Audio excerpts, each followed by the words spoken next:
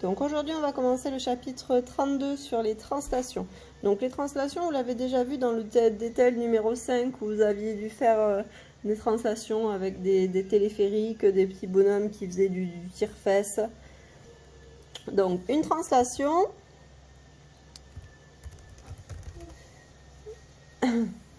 c'est un glissement, d'accord? On fait glisser la figure comme si elle était sur la neige, d'accord? Par exemple, la figure F, elle glisse et elle se retrouve... C'est exactement la même, sauf que voilà, on l'a fait bouger, on l'a fait glisser d'un point à un autre. Donc, c'est défini par une direction, un sens et une longueur. Donc voilà, par exemple, sur mon petit schéma avec le téléphérique, là on a T', le téléphérique T' qui est l'image du téléphérique T par la translation qui transforme le point A, c'est le bout de votre téléphérique, en point B. Donc la direction, eh bien, c'est le câble, d'accord, c'est la droite AB, c'est le câble de votre télécabine. On se déplace sur le câble. Le sens, ça veut dire qu'on va de A vers B. Là, votre téléphérique, il monte.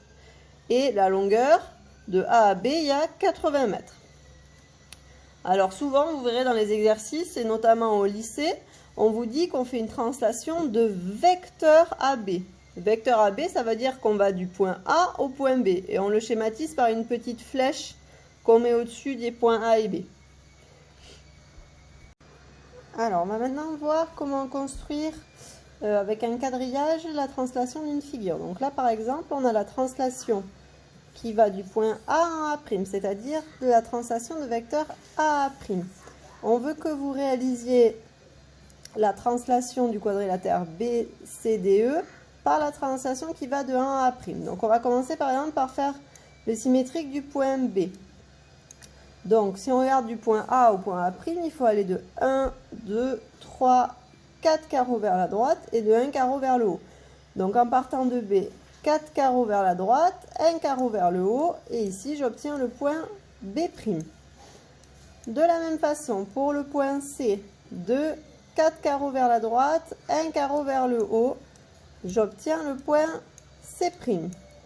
Pour le point D, 4 carreaux vers la droite, 1 carreau vers le haut, le point D'.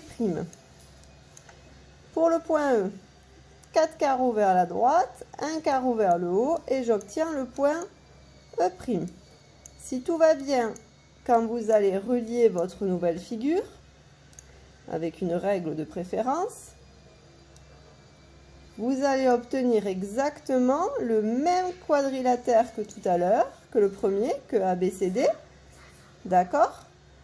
Il aura juste glissé de 4 carreaux vers la droite et de 1 carreau vers le haut, mais sinon, c'est exactement le même. Hop.